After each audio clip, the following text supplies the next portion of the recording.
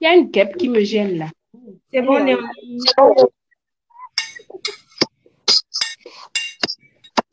Vous pouvez ouvrir vos micros si vous voulez, pendant que ça commence.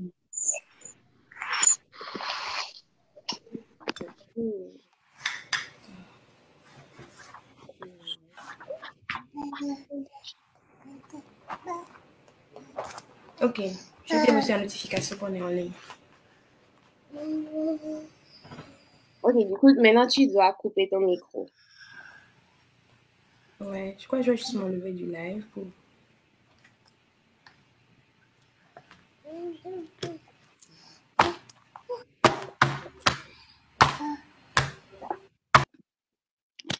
Ok, il reste que toi et moi. On attend Rénia. Je vais partir sur Facebook aussi.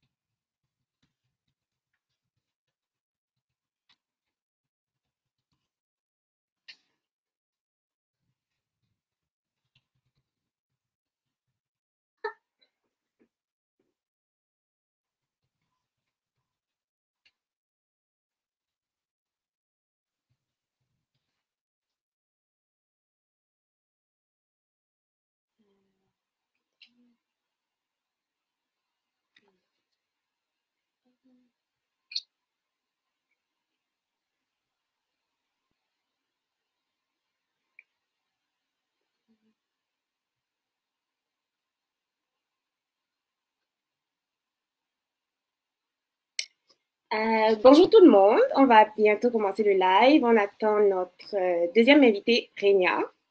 Et ensuite, on pourra commencer le premier live de la page For All.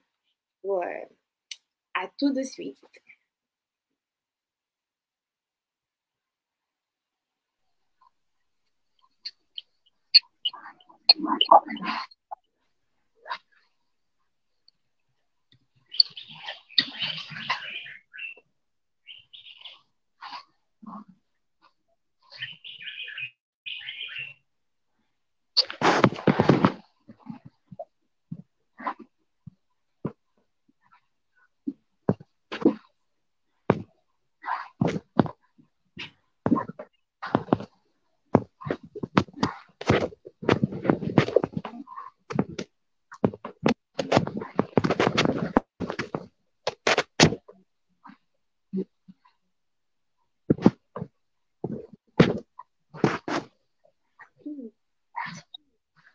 Ok.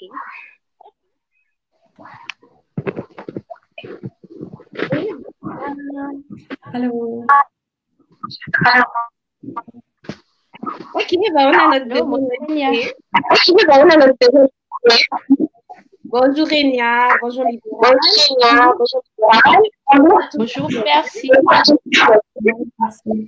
Je suis Plastique de Onou. Je vais animer le premier de la page For All.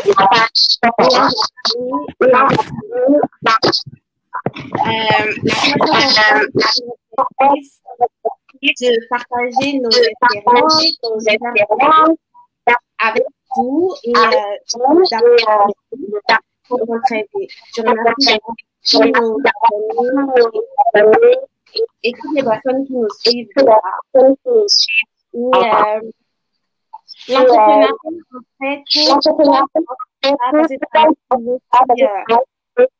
intéresse de plus en plus les jeunes. Il faut quand même être. On va commencer avec Renia et Libéral qui font partie de la page, qui sont des entrepreneurs et qui vont nous partager leur expérience d'entrepreneurs à des milliers de kilomètres l'une de l'autre dans des domaines différents. Vous pourrez leur poser des questions pendant le live. On va en choisir quelques-unes. On va réserver 15 minutes à la fin du live pour répondre à vos questions. Et sans plus tarder, du coup, on va commencer par leur demander de se présenter et je vais commencer par Libéral. Dis-nous qui tu es.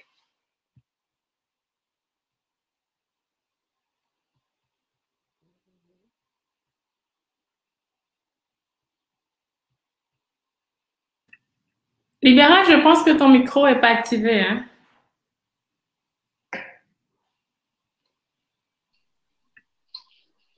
Ok, oui, c'est vrai. Bonjour, Léna, bonjour, Perside. J'espère que vous allez bien. Et c'est un plaisir pour moi d'être sur ce live avec vous. Bonjour à tous ceux qui nous suivent, à tous ceux qui sont connectés. Merci d'être là. Je suis Libérale Adungo Tchodo. Je suis promotrice de la ferme Libis, une ferme d'élevage de lapins. Voilà, Perside. Ok, c'est au tour de Rénial. Oui, bonjour. Mon nom est béninoise, donc je suis née et j'ai grandi au Bénin. Et présentement, je vis à Montréal et je suis conseillère en investissement immobilier.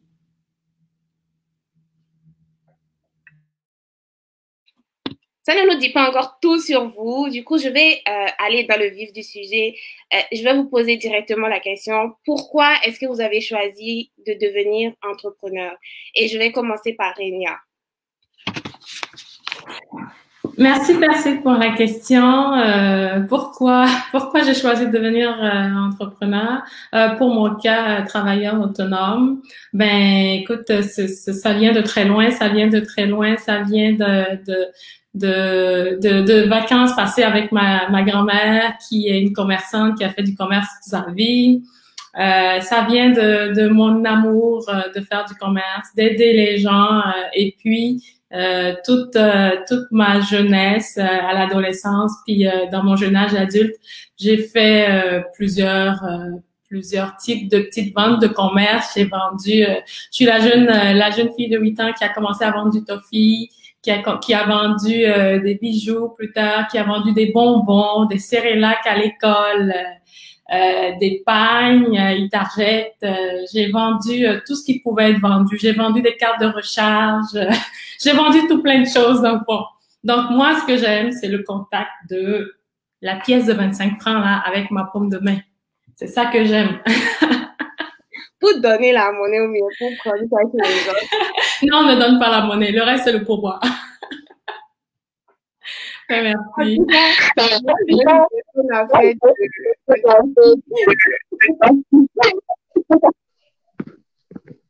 Ok, Libéral, pourquoi est-ce que tu as choisi de devenir entrepreneur? J'ai choisi de devenir entrepreneur, je veux dire, dans le feu de l'action, comme ça seulement. Il faut dire en fait que quand j'ai commencé l'université, j'ai eu la chance d'étudier dans un domaine pour lequel je suis passionnée. Et mon élevage de lapins dont j'ai parlé tantôt, c'était en fait à titre expérimental que je l'ai installé. C'était dans l'objectif de pouvoir appliquer les cours théoriques que je recevais à l'école dans cet élevage-là. Donc, je l'ai vraiment commencé tout petit et c'était dédié à cela. Mais par la suite, j'ai remarqué que le secteur de la cuniculture m'offrait beaucoup d'opportunités, surtout en termes de disponibilité d'un marché de consommation. Donc, c'était un plaisir pour moi de satisfaire à cette demande-là en agrandissant un peu mon élevage. Donc, c'est ainsi que je suis devenue entrepreneur. Oui, donc tu as promis pour saisir l'opportunité aussi de fournir la marché qu'on avait besoin. Ouais, voilà. J'ai deux profils différents d'entrepreneurs, j'ai l'impression. Renia, elle adore ça depuis qu'elle est toute jeune. Libérale, elle a profité de ses études et de son élevage qu'elle utilisait pour ses études pour saisir l'opportunité sur le marché. Très intéressant. Moi, je veux revenir à Libéral. Pourquoi est-ce que tu as choisi l'élevage de lapins en particulier? Parce que moi, par exemple, j'aime bien les escargots. Je sais que ça se multiplie très vite et ça s'enfuit très vite aussi quand tu essayes de les élever. Pourquoi pas les escargots, par exemple? Pourquoi pas les moutons, les poulets? Pourquoi les lapins? Merci. Les escargots et moi, c'est une autre histoire. La dernière fois que j'ai essayé de les ramasser, j'ai ramassé un serpent à la place. Je te raconterai l'histoire plus tard. Pour répondre à ta question, il faut dire, comme je l'ai dit, mon élevage, c'était à titre expérimental. Et puis, j'ai commencé tout petit, donc avec 50 000 francs. C'est pas un élevage qui nécessite assez d'investissement. Et il faut dire aussi que dans mon milieu d'apprentissage, il était beaucoup plus facile pour moi d'avoir accès aux intrants qu'il faut, les matières premières. Et également, j'avais dans l'enceinte de mon école une ferme d'élevage de lapins, on va dire, où j'avais l'opportunité de faire un petit stage pour pouvoir avoir la technicité qu'il faut pour élever le lapin. Donc, c'est surtout pour ça que je me suis fiée, ou du moins, j'ai adopté l'élevage de lapins. Et aussi, il fallait qu'à la maison, puisque c'est à la maison que j'ai installé l'élevage, il fallait que je choisisse une espèce qui soit en enclos, qui ne divague pas beaucoup, une espèce qui, lorsqu'on en prend soin, ne dégage pas assez d'odeur. Ça, c'était les exigences de maman. Et donc, plus tard, j'ai pris goût à ça et je m'y plais beaucoup aujourd'hui. Mais il faut dire qu'entre-temps, j'ai essayé l'élevage de poules pondeuses, mais pas manque de passion et de technicité. Ça n'a pas marché et j'ai abandonné. Mais actuellement, sur ma ferme, il y a une expérimentation des poulets locaux que j'essaye de promouvoir. Mais c'est vraiment encore à la phase expérimentale. Donc, je vends à quelques clients juste pour avoir les retours sur ce qu'ils veulent en termes de poids, en termes d'âge et tout. Donc, d'ici peu, je vais lancer une phase des poulets locaux. Et peut-être d'ici quelques années, je commencerai à promouvoir d'autres espèces animales. Donc, je suis ouverte à apprendre sur comment élever d'autres espèces et pouvoir les intégrer aussi à mon élevage. Ok, quand tu parles de poulets locaux, désiré par la population aujourd'hui. Okay. Quand on est entrepreneur, on a forcément des challenges auxquels on doit faire face. Et je ne vais pas vous demander tous les challenges auxquels vous avez fait face.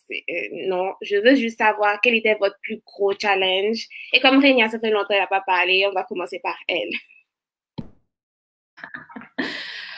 OK, ben mon plus gros challenge, pour être honnête, quand j'ai débuté, ça a été de trouver le premier client, la perle rare. Donc, j'étais formée, j'avais confiance en moi, j'avais quitté mon emploi, je me suis comme lancée. Puis, ce qui était le plus difficile, c'était de trouver la première personne qui aurait assez confiance en moi. Le plus courageux qui oserait me confier son projet d'achat ou de vente de propriété. Donc, pour moi, ça a été le plus gros défi. J'ai troqué la stabilité contre l'insécurité. Et puis, c'était là vraiment que ce changement faisait tout son sens, là. Donc, c'était ça pour moi. Et comment est-ce que tu as pu surpasser ce challenge-là? Qu'est-ce que tu as fait pour avoir ton premier client? OK. Mais pour moi, c'était super, c'était quand même assez clair dans ma tête que lorsque tu pars avec pas d'expérience, ben, le minimum que tu puisses donner, c'était du temps. Donc, j'ai commencé en offrant mon temps à des courtiers d'expérience, donc de mon bureau, en leur offrant par exemple du temps pour faire leur visite libre, en leur offrant du temps pour aller ouvrir. Donc, j'avais du temps. J'avais pas d'expérience, mais j'avais du temps et j'avais des compétences. Donc, déjà en faisant ça, j'ai pu rencontrer des personnes qui avaient des projets d'achat. Donc, c'était ce lien-là qui manquait. Ça fait partie des astuces que j'ai développées pour trouver la première personne le plus courageuse. Et ça a super bien fonctionné. Il faut être prêt à donner. Tu étais prête à donner ton temps, même gratuitement, histoire d'avoir de l'expérience pour que les gens puissent te faire confiance. Exactement. C'est tout à fait ça. C'était ce que j'avais de plus cher dans le temps, donc mes compétences et mon temps. OK.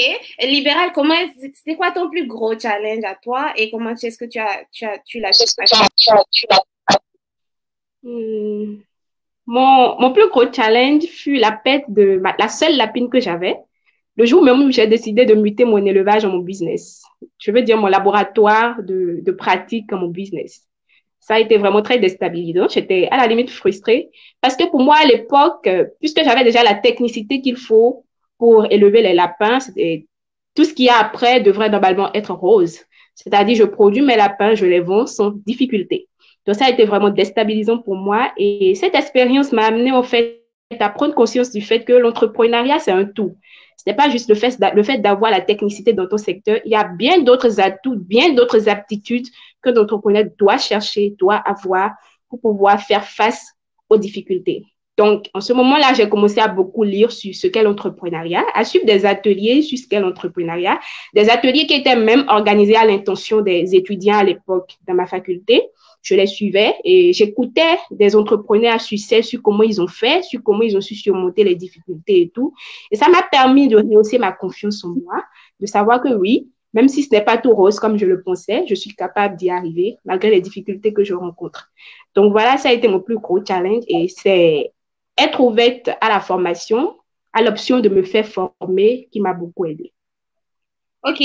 Ma première question, qu'est-ce que tu as trouvé facile? C'est vrai qu'il y a tout le temps des difficultés, mais qu'est-ce que tu as trouvé facile à faire?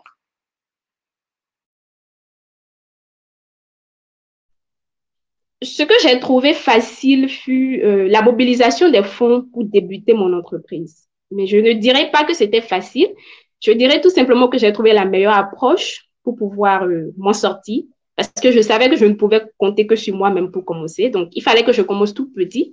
Donc, avec 50 000 francs, puisque j'avais déjà où installer l'élevage à la maison, une petite chambre en construction, avec 50 000 francs, j'ai pu débuter mon élevage de lapins.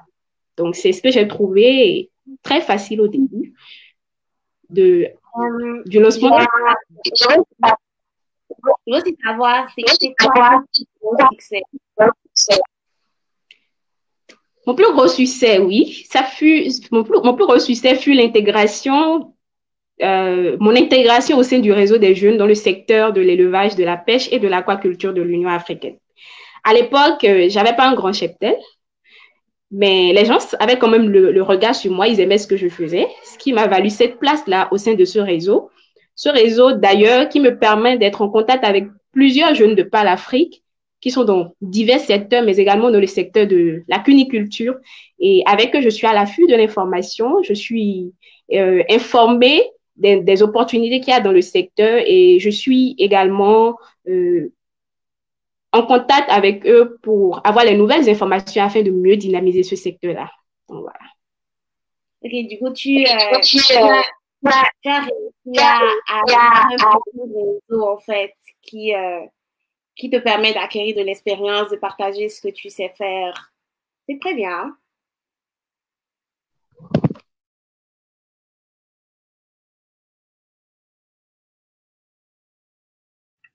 Allô? On t'entend plus libéral. Je disais qu'intégrer ce réseau m'a également permis de rehausser encore plus ma confiance en moi. Parce que je me suis dit, si avec un tout petit élevage, on arrive à te distinguer, à t'identifier, c'est parce que tu es capable de faire grand. Donc, je rêve beaucoup plus grand maintenant qu'avant. OK. Rénia, qu'est-ce que tu as trouvé facile et c'était quoi ton plus beau succès? Ce que j'ai trouvé facile dans mon domaine, c'était la formation. La formation pour moi, ça a été super facile, super agréable, malgré le fait que je la faisais pendant que je travaillais à temps plein quand même dans mon ancien emploi. Mais j'étais passionnée, c'est quelque chose que j'adorais faire, puis j'avais juste hâte, quand je quittais le travail, j'avais juste hâte d'aller suivre mes cours puis de finir. Puis par la suite, le deuxième point le plus facile était de trouver une agence en fait pour l'affiliation, parce que ici, en tant que courtier immobilier, pour être honnête avec vous, c'est le courtier qui paie en fait la bannière, donc qui paie l'agence immobilière.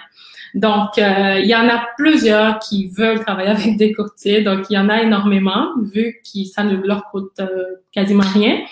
Donc, c'est super facile de faire le mauvais choix, puis c'est comme on t'appelle dans tous les sens là. Donc, c'était ce qui avait le plus facile. Et puis, parlant de succès, mon plus gros succès, c'est vraiment les clients. Pour moi, c'est leur reconnaissance, leur gratitude. Puis, je suis arrivée à un niveau où je pense, c'est la première année, j'ai fait beaucoup de sollicitations, beaucoup d'aide à des courtiers d'expérience, mais l'année suivante, c'était des références. Puis pour moi, c'est quelque chose de super important. C'était important d'investir ce temps-là au début pour partir quelque chose de durable, puis par la suite, espérer des références de clients.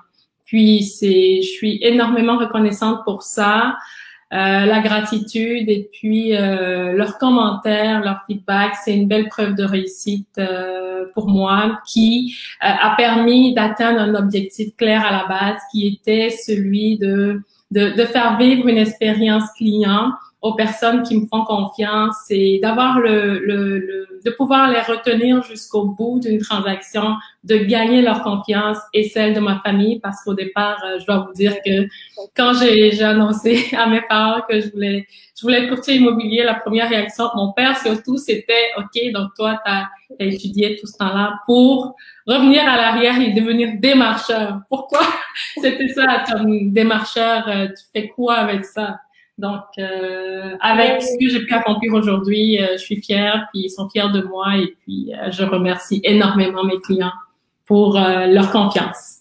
Non, mais pour être une cliente de Rénia, si vous avez besoin d'un courtier immobilier à Montréal, on va mettre les informations de Rénia et les bis à la fin du live pour que vous les contactiez si vous avez besoin de viande de lapin ou si vous cherchez un courtier immobilier. Elle est vraiment très, très, très, très bien. OK, donc, la prochaine question, en fait, c'est est-ce que vous pensez que tout le monde peut devenir entrepreneur, que c'est pour tout le monde? Et je vais continuer avec Rénia. OK. Ça, c'est une question piège, hein. J'aime pas ce genre de questions-là. Est-ce que tout le monde peut devenir entrepreneur? Ben, je pense qu'il y a tellement d'opportunités, puis il y a tellement de formes diverses d'entrepreneuriat que, à mon avis, toutes les personnes qui ont un intérêt à la chose pourraient s'y retrouver. Honnêtement, à mon avis, tout le monde pourrait s'y retrouver. Il y a plusieurs façons de faire, il y a diverses façons d'entreprendre. À vous de déterminer ce qui vous rejoint le plus, ce qui vous ressemble le plus, de mettre de l'énergie pour, et puis c'est possible. Donc, pour moi, c'est important de souligner que pour entreprendre dans le but de réussir et d'être reconnu, d'être connu par ses pairs et reconnu dans le domaine où on exerce, ben tout commence par l'information. Donc, c'est important de s'informer pour avoir la bonne et juste information pour pouvoir faire des choix éclairés. S'informer, une fois que vous savez ce que vous voulez faire, vous former pour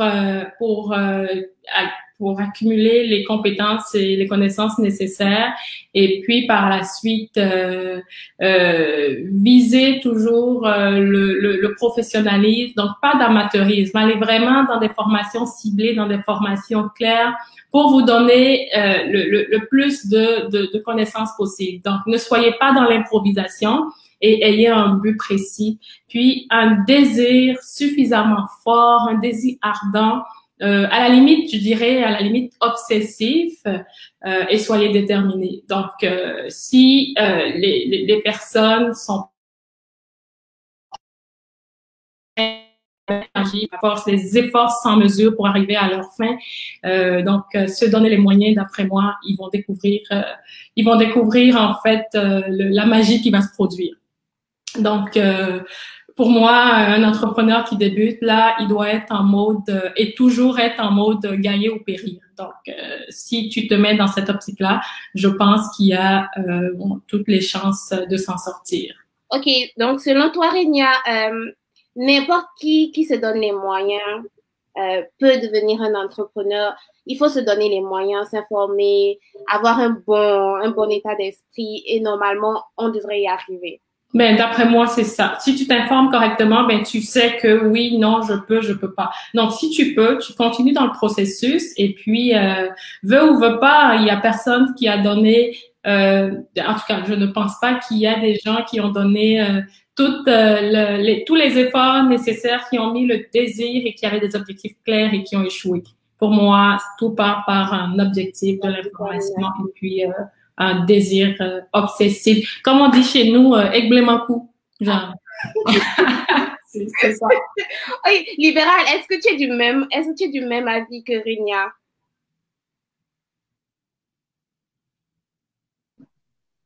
Oui, Perside, je suis du même avis que Renia. Elle a su développer, elle a su donner son avis sur comment faire pour savoir si on est fait pour le métier d'entrepreneur.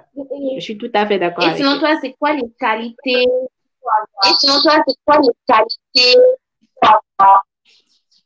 Je pense que je dirais qu'un entrepreneur, il doit avoir l'esprit très alerte afin de pouvoir identifier derrière tout ce qu'on qualifie de difficultés dans la société, des opportunités d'entreprise. Donc, c'est quelqu'un qui doit être vraiment beaucoup observer, être à l'affût de l'information pour pouvoir saisir les opportunités qu'il y a. Et c'est également quelqu'un qui doit être vraiment persévérant, très persévérant. Il ne doit pas reculer à la première difficulté parce que c'est en essayant, réessayant qu'on arrive à atteindre ses objectifs. C'est quelqu'un qui doit également avoir une vision très claire qui va lui permettre de se fixer des objectifs très smart afin de pouvoir les atteindre. Et c'est également quelqu'un qui doit être ouvert à la formation. Un entrepreneur doit se faire former. Surtout dans notre contexte au Bénin ici où plusieurs jeunes s'engagent dans le domaine de l'entrepreneuriat sans pour autant avoir les moyens d'engager tout le personnel qu'il faut. L'entrepreneur, au départ, il est lui-même le manager, il est le technicien de son entreprise, il est le secrétaire, il est le trésorier. Donc, voyez-vous, le besoin en formation en ce moment-là s'impose. Il faut donc qu'il se forme afin de pouvoir être en mesure de bien gérer son entreprise au départ, jusqu'à avoir les moyens pour engager le personnel qu'il faut. Donc, voilà un peu. Et pour finir, il y a la passion. Lorsqu'en tant qu'entrepreneur, on n'a pas la passion pour ce qu'on fait, on ne peut pas être persévérant. On ne peut pas se faire former parce qu'on se dira peut-être qu'on connaît déjà tout. Donc, on ne va pas manifester le besoin de se faire former. Donc, il est important d'être passionné par notre domaine. Donc, voilà pour moi, selon les qualités que doivent développer un entrepreneur. Et puis, je m'inspire juste de mon expérience, de mon parcours pour donner ces qualités-là. Peut-être qu'il y en a bien d'autres, il y a bien d'autres qualités que d'autres ont expérimentées et que j'expérimenterai tout ça aussi. Ok, c'est comme si je peux me permettre, Perside, j'aimerais en ajouter 3 autres qui pour moi sont aussi des qualités qu'un bon entrepreneur pourrait et devrait avoir ou pourrait travailler. La détermination. Donc, si vous êtes déterminé dans ce que vous souhaitez faire ou de ce que vous entamez, il y a personne qui peut vous arrêter. Peu importe ce que les gens vous diront. Lorsque vous êtes déterminé et que vous savez ce que vous devez faire pour avancer, sky is the limit. Il y a personne qui peut vous décourager. Et puis aussi, rêvez grand, rêvez vraiment, rêvez des rêves qui vous font peur de les accomplir. Donc, comme il y a une citation que j'aime beaucoup d'une ancienne, je pense qu'elle était présidente du Libéria, qui disait en fait que la taille de vos rêves doit toujours dépasser votre capacité. C'est aussi un atout qu'un entrepreneur pourrait travailler. La générosité, c'est quelque chose d'important pour moi. Et avec mon expérience, je suis convaincue que lorsque vous êtes généreux, en débutant, donnez de votre temps. Donnez vraiment de vous, c'est ce que vous avez le plus cher et veut ou veut pas, les clients, ils le remarquent. Entre quelqu'un qui a de l'expérience et quelqu'un qui débute, lorsque vous êtes généreux de votre temps, vous apportez quelque chose qu'ils n'ont pas ailleurs. Et présentement, les gens privilégient vraiment l'expérience client. Ils veulent vivre vraiment le parcours avec la personne qu'ils ont choisie du début jusqu'à la fin. La créativité, c'est quelque chose aussi que j'aimerais souligner. Soyez créatif dans votre offre de service, soyez créatif dans la façon dont vous présentez à vos clients. Et puis, tu sais, je vous laisse imaginer toutes les façons de faire. On a tendance à rentrer, à essayer de suivre des lignes directrices, à suivre des façons de faire. Il n'y a rien de figé en entrepreneuriat. Vous êtes ce que vous êtes. Vous pouvez créer tout et n'importe quoi tant que ça rentre dans vos valeurs. Donc, n'hésitez pas à faire preuve de créativité. Et puis, soyez rigoureux et disciplinés. Comme Libéral a mentionné, vous êtes votre propre chef, donc vous devez appliquer la même rigueur pour votre entreprise puis tout ce que vous faites. Et pour finir, je veux pas monopoliser la parole, mais l'intégrité. Moi, ma marque de fabrique, là, c'est vraiment l'intégrité. Parce que on met suffisamment d'énergie pour créer des choses, pour faire avancer des choses selon notre vision. Et il suffit juste d'une petite erreur pour venir détruire tout ce qu'on a travaillé à faire.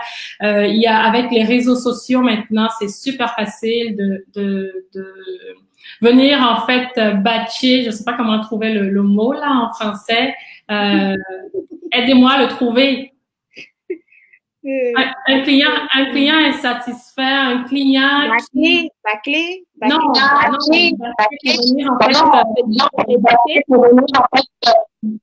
Pour venir en fait détruire tout ce que vous avez créé. Soyez vraiment intègre. C'est comme un juste un scandale que tu as créé, soit juste disparaître, c'est que tu perds de tout. Donc, c'est important pour moi d'être intègre. Et puis, j'invite tous ceux qui souhaitent entreprendre ou ceux qui sont déjà dans des projets entrepreneuriaux de viser l'intégrité, peu importe ce qui arrive. Merci. OK, si je dois résumer ce que vous avez dit, il faut de la discipline, de la passion, de l'ouverture, de la patience, de la créativité pour être un bon entrepreneur, s'informer, il faut se donner les moyens. Du coup, je vais enchaîner sur un sujet fâcheux parce que ça m'a beaucoup affecté, moi aussi, ça a affecté tout le monde. C'est la COVID-19. Comme on dit ici à Montréal, la COVID.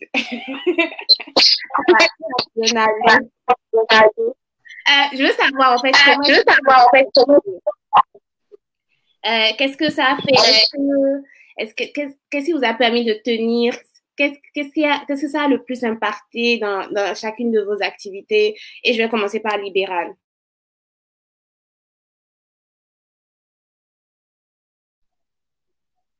Enfin, cette fâcheuse pandémie. OK. En termes d'impact sur mon entreprise, la COVID-19 n'a pas vraiment eu un impact considérable. À un moment donné, mon chiffre d'affaires a un peu baissé, ça m'a fait un peu peur, mais ça a vite repris parce que de toutes les façons, c'est de la nourriture que je vends. Donc, les Béninois, ils aiment manger et ils aiment manger du bon surtout. Et parce que je fais du bon, la COVID-19 ne les a pas arrêtés. Ils ont continué à acheter mes lapins et puis tout va bien. Et toi, Renia? Libéra, tu es super chanceuse. Tu es vraiment chanceuse.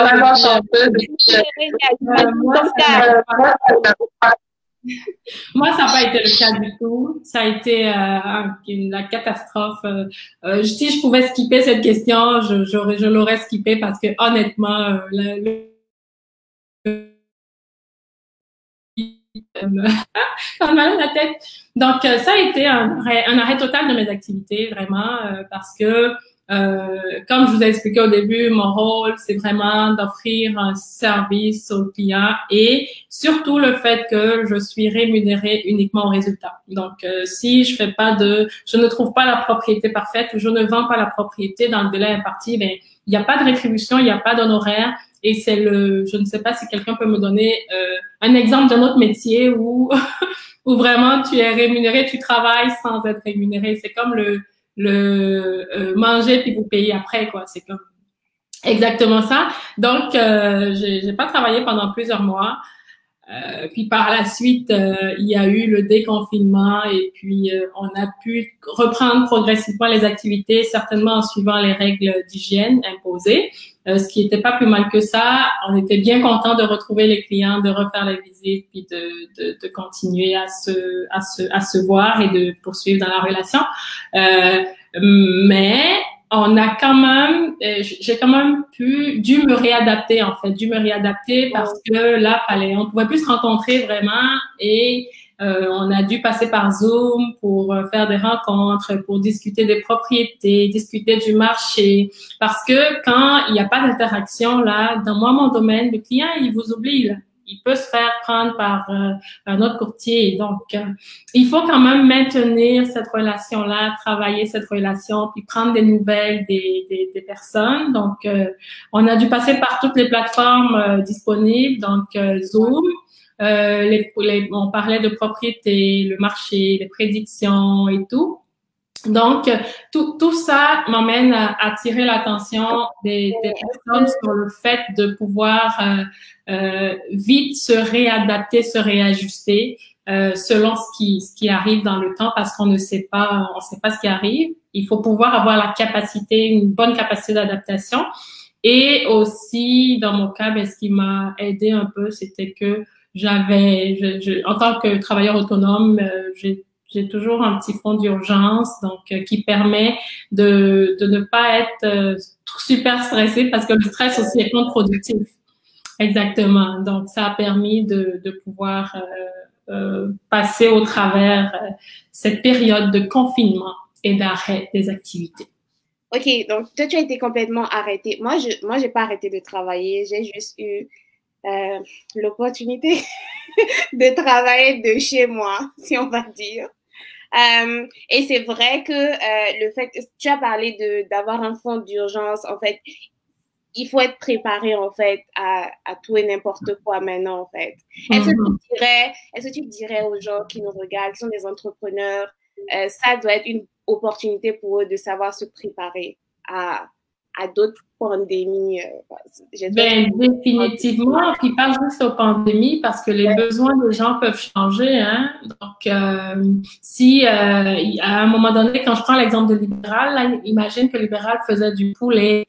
Il est arrivé, je ne sais plus dans quelle année, il y a plusieurs années, une affaire de grippe aviaire. Mais les gens mangeaient plus de poulet parce que tout le monde avait peur. Donc, qu'est-ce que tu fais dans ce temps-là? Tu as ton élevage, tu dois vendre pour pouvoir subvenir à tes besoins. Donc, peu importe, on ne sait jamais ce qui peut arriver. Donc, moi, je suggère toujours à tous les entrepreneurs, tous les travailleurs autonomes, de s'organiser pour prévoir justement un fonds d'urgence pour, selon le domaine d'activité dans lequel vous exercez, vous êtes à même de définir une période. Donc, vous devez vous préparer là. C'est une bonne façon de voir les choses. Et ça évite le stress, parce que quand on est stressé, on fait plein de bêtises. Hein. En tout cas, pour ce qui est de ma part. Je réactive mon micro, pardon.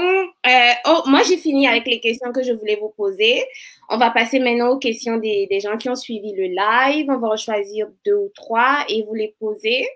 Il y a José Loco, je pense que vous voyez les questions, hein, qui demande, en fait, c'est quoi la taille de ton cheptel actuel libéral?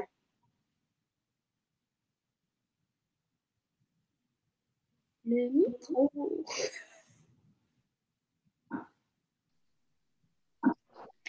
Merci, José. Très belle question. Je suis actuellement à 50 reproductrices de lapins. Mais ça te fait combien de lapins? J'espère que c'est bon. Combien de lapins en tout? Ça diffère. Ça varie selon les misbah que j'ai. Mais ça varie entre 100 et 150 misbah. Je veux dire, l'apéro à vendre par mois. Ah, ok. C'est beaucoup. Est-ce qu'on a une autre?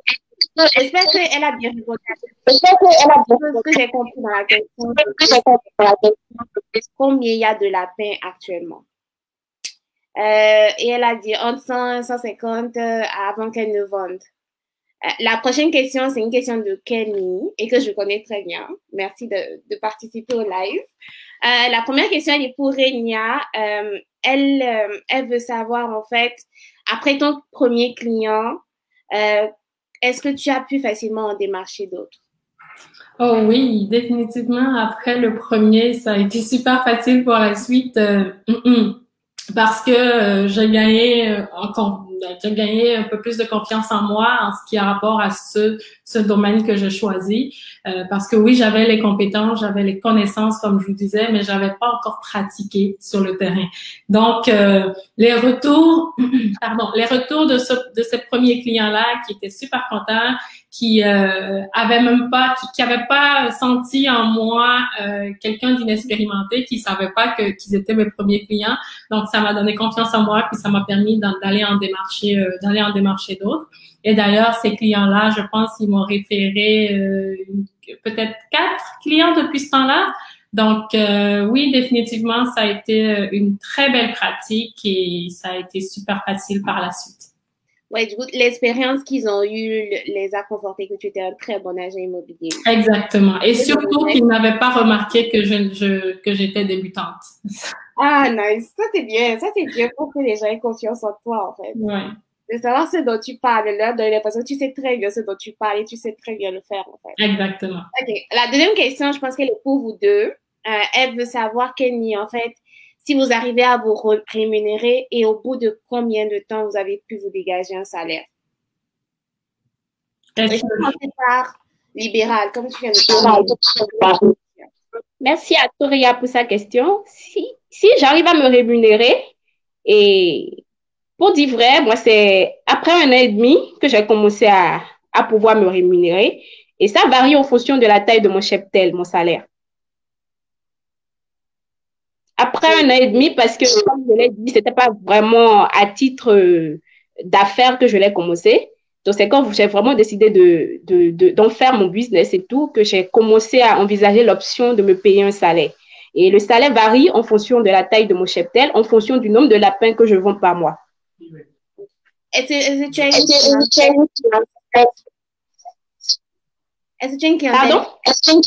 un nombre de fixe de dégager un certain salaire, genre tu te dis, ok, c'est le minimum que je veux avoir? Mon fils. On n'a pas entendu. Ah, mais allô, vous m'entendez?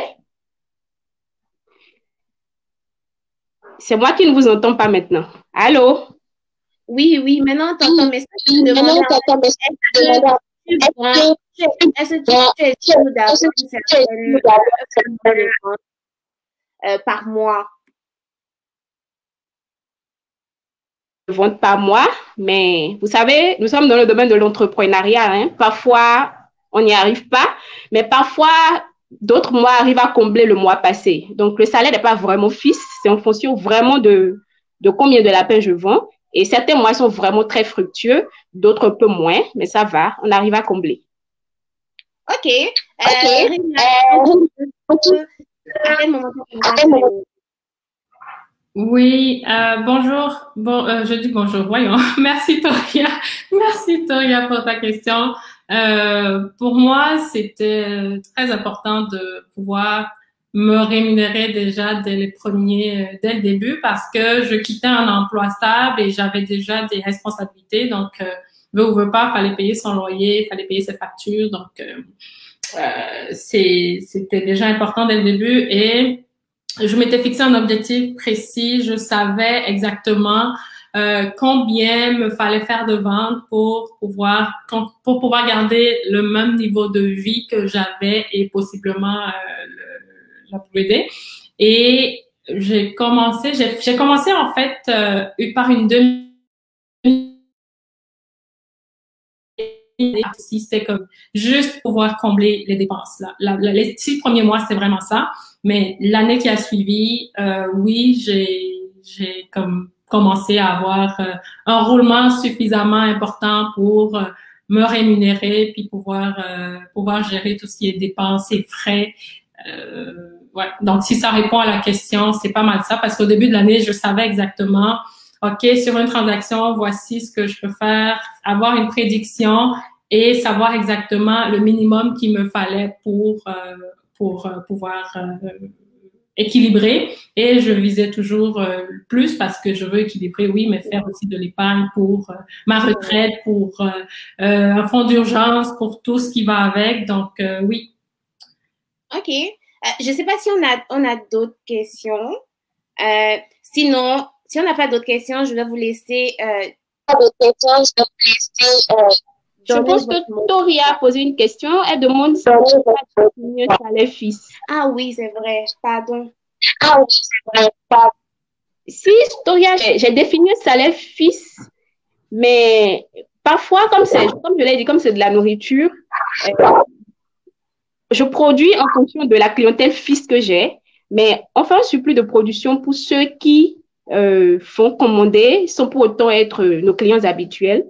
Donc, parfois, quand ceux-là n'achètent pas, je sais quand même qu'il y a la clientèle fixe qui est là, qui achète. Donc, c'est un salaire fixe, mais en fait, le salaire dépend du nombre de lapins que je vends. J'ai un salaire sur un lapin vendu. Donc, c'est ce qui définit en fait mon salaire à la fin du mois et ça me met la pression de travailler pour toujours aller à la recherche de la clientèle afin d'augmenter ce salaire-là. OK, merci Libéral.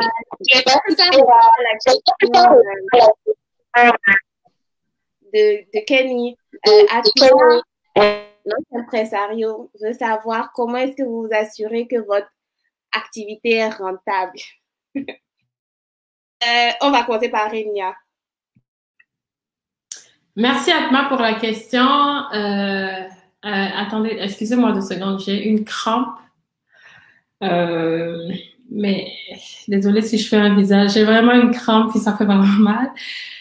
Comment je m'assure que mon activité est rentable? C'est super simple de s'en assurer parce qu'au début de l'année, j'ai des objectifs précis parce que je sais exactement combien ça me prend pour payer mes dépenses et tout le surplus est vraiment mon salaire, entre autres, puis tout ce que je mets en termes d'assurance, comme je l'ai expliqué et tout, de plan de retraite et tout.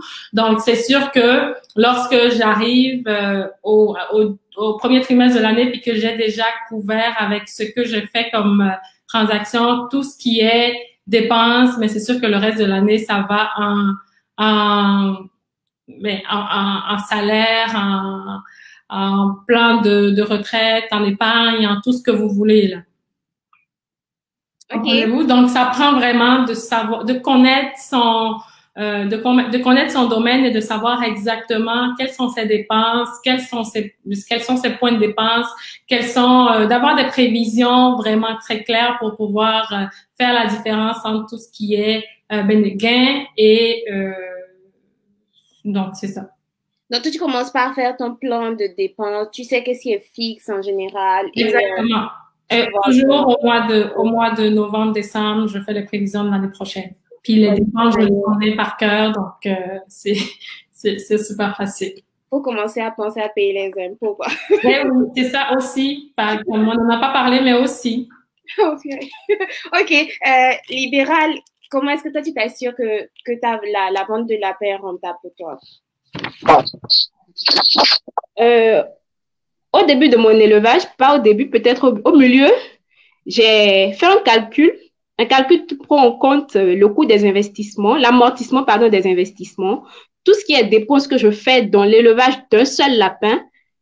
Et c'est ce qui m'a permis de fixer le prix de vente de mon lapin. Puisque c'est moi-même qui ai fixé le prix de vente de mon lapin, forcément, ça doit être rentable. Donc, je prends en compte tout ce que j'investis dans un lapin en termes de nourriture, en termes d'eau, en termes d'infrastructure, en termes de location, parce qu'un lapin, pendant la durée de vie qu'il fait dans mon cheptel, à louer. Donc, il paye pour sa location. Donc, tout ça m'a permis à la fin de fixer un prix de vente pour mon lapin. Et puisque c'est moi-même qui l'ai fixé, ça prend en compte également le salaire du technicien et le salaire du gardien. Donc, il y a tout ça qui est dedans, le salaire des ouvriers occasionnels et tout. Donc, il y a tout ça qui est dans le prix de vente d'un seul lapin. Et forcément, la marge, le bénéfice. Je t'ai coupé, excuse-moi. En fait, Kenyel avait une autre savoir, en fait, une étude de marché. Est-ce que c'est pas difficile de le faire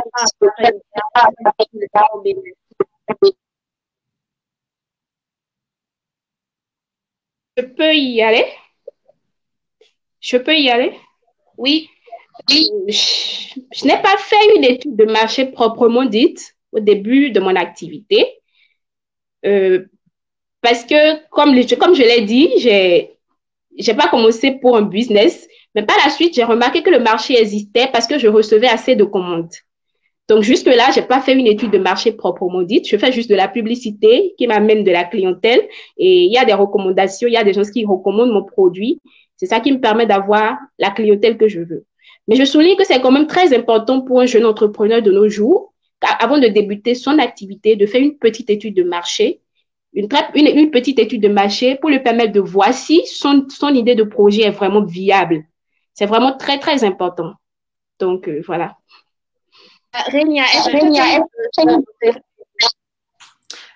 oui, je n'ai en ce qui me concerne en fait, j'en ai fait une mini vraiment avec les proches, pour savoir parce que moi je suis courtier immobilier ici, donc pour comprendre en fait la raison du pourquoi il n'y avait pas autant de courtiers de ma communauté que je pouvais voir, parce que quand je voulais faire par exemple mon premier investissement immobilier, mais quand je demandais aux proches, je me référais toujours des courtiers qui n'étaient pas des Africains. Donc moi je me suis posé la question de savoir, ok, mais pourquoi est-ce que on ne me réfère pas des courtiers africains? C'est aussi ce qui m'a poussé à faire ce choix-là. Puis c'était juste, on n'en connaît pas. C'était la réponse de tout le monde. On n'en connaît pas. Non, on n'en connaît pas. Je fais, OK. Si vous en connaissiez un, est-ce que vous serez prêt à travailler avec? Est-ce que vous serez prêt à donner la chance, à tendre la perche? Puis, bof, je sais pas, c'était comme pas très clair. J'ai dit OK. Mais la plupart, ils avaient des projets, ils étaient ouverts à investir en immobilier, mais n'avaient pas forcément, ne connaissaient pas de courtier immobilier béninois ou de courtier africain.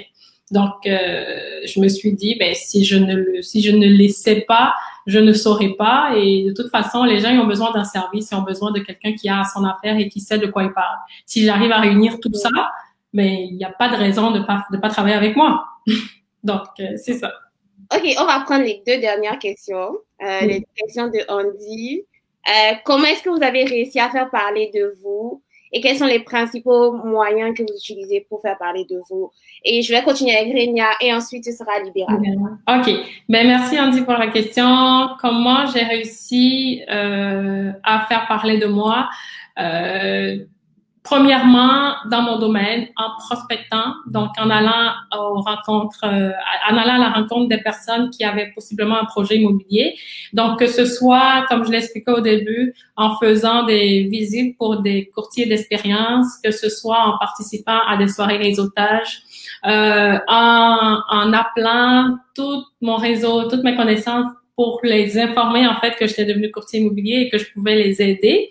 en offrant des séances d'information sur l'achat et la vente en immobilier, en ciblant la communauté africaine pour leur expliquer en fait que c'est pas si sorcier que ça et que c'est possible. Il suffit juste d'avoir l'information et de faire des choix éclairés. Donc, j'ai vraiment développé énormément de façons de faire. Et je peux vous dire avec précision ce qui fonctionne parce que j'ai fait vraiment un suivi de toutes les façons et je sais ce qui fonctionne le mieux pour moi. Donc ça, c'est entre autres des façons dont j'ai pu pouvoir faire parler de moi et surtout en demandant aux autres clients de laisser des commentaires. Peu importe, vous êtes satisfait, pas satisfait, je veux savoir pour m'améliorer. Et le fait est que ils sont tous satisfaits, puis ils aiment bien ça et ils me donnent des références, ils me réfèrent à leurs amis. Je les appelle chaque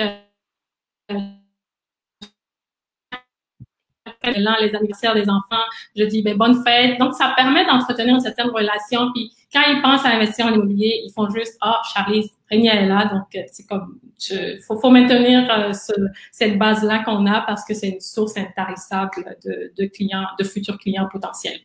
Et puis les moyens que j'ai utilisés, ben je viens de l'expliquer. J'espère que j'ai été claire. Oh, c'était très clair. Okay. Libéral, c'est à ton tour. Comment est-ce que tu as réussi à faire parler de toi et c'est quoi les moyens que tu utilises? Et il y avait Obafunke qui demandait combien d'employés réguliers tu as. Et tu avais déjà répondu à la question, mais pourquoi seulement le lapin?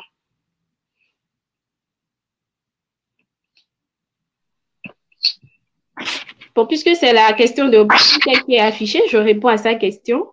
Actuellement, j'ai un seul employé régulier. Tous les autres sont occasionnels. J'en ai 3 occasionnels et un seul régulier.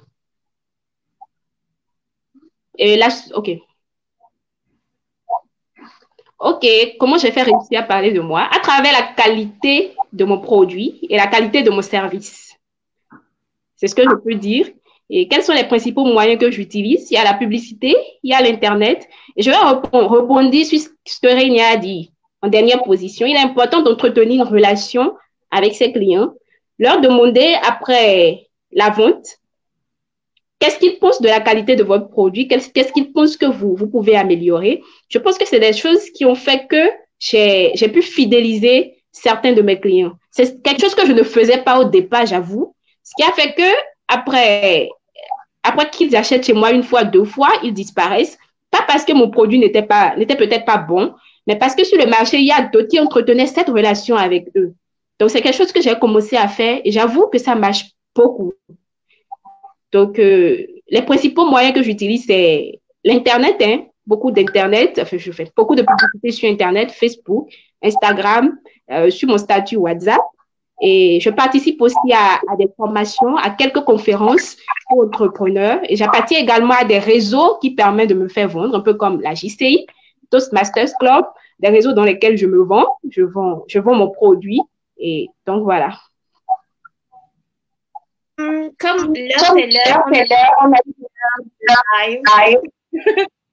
Et il nous reste genre 2 minutes. Je veux que vous me disiez chacune en 30 secondes votre mot de fin. Et je vais commencer par Régnier.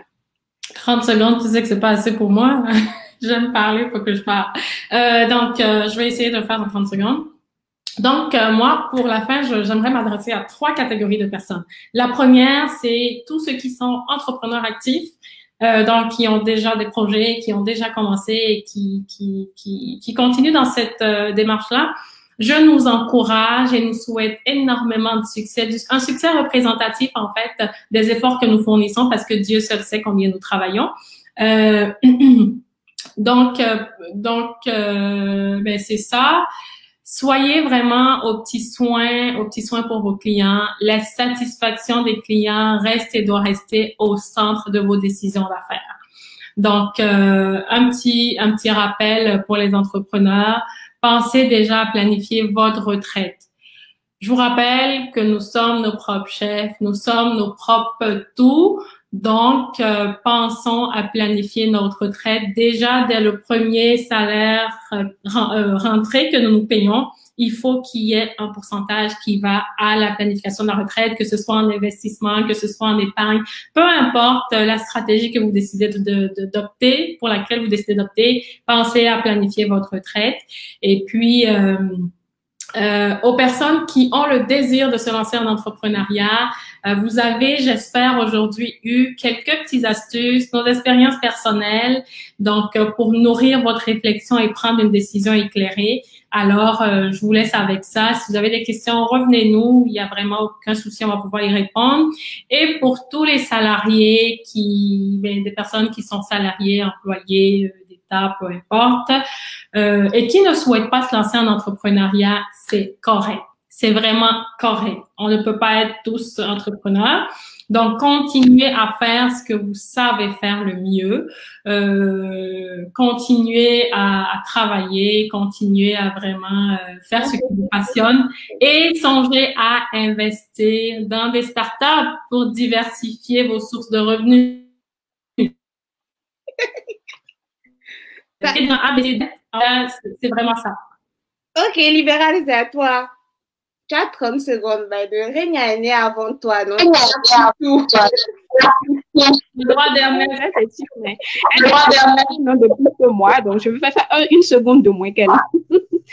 À tous les entrepreneurs, je dis bravo, du courage, persévérer. Vraiment bravo à vous. Ce n'est pas facile, le domaine que vous avez embrassé, donc assez de courage à vous. À tous les jeunes béninois et à tous ceux qui nous suivent de par le monde, qui ont des idées d'entreprise, je vous dis bravo aussi, vous avez fait un très bon choix, mais formez-vous, informez-vous afin de pouvoir faire du bon plus tard. Et à tous les autres consommateurs, je vous en supplie, achetez nos produits, consommez local, consommez Libis Group. Dès à présent, quand vous avez besoin du lapin, contactez Libis Group. Consommez, encouragez-nous, les jeunes entrepreneurs béninois. Nous avons besoin de votre soutien parce que oui, on a décidé de rénover ce secteur-là. On a décidé de dynamiser ce secteur-là. On va consommer local désormais. Donc, encouragez-nous, achetez nos produits. Voilà. Merci. Merci Réna. C'était vraiment un plaisir. Merci à toutes les deux. C'est la fin du live. Questions. Je remercie tous ceux qui ont posé des questions, qui ont envoyé des messages d'encouragement. Coucou Swani, j'ai vu ton message. Vous pouvez re-regarder le live sur la page de For All et poser des questions. S'il y a des gens qui ont posé des questions, on n'a pas répondu, je suis désolée. Mais il faut qu'on tienne dans les 1 heure. On a dépassé de 2 minutes, donc je suis un peu maniaque. Sorry. Vous pouvez revoir les publications de Libéral sur l'entrepreneuriat. On a préparé d'autres lives avec d'autres personnes sur différents sujets et on vous mettra bientôt au courant. N'hésitez pas à partager la page. Merci Bertie, merci beaucoup. Tous ceux qui sont venus, je vous adore. Passez une bonne fin de journée. Moi, c'est encore le matin ici à Montréal. Et du coup, je vais préparer le reste de ma journée maintenant et aller manger. Donc, bye bye.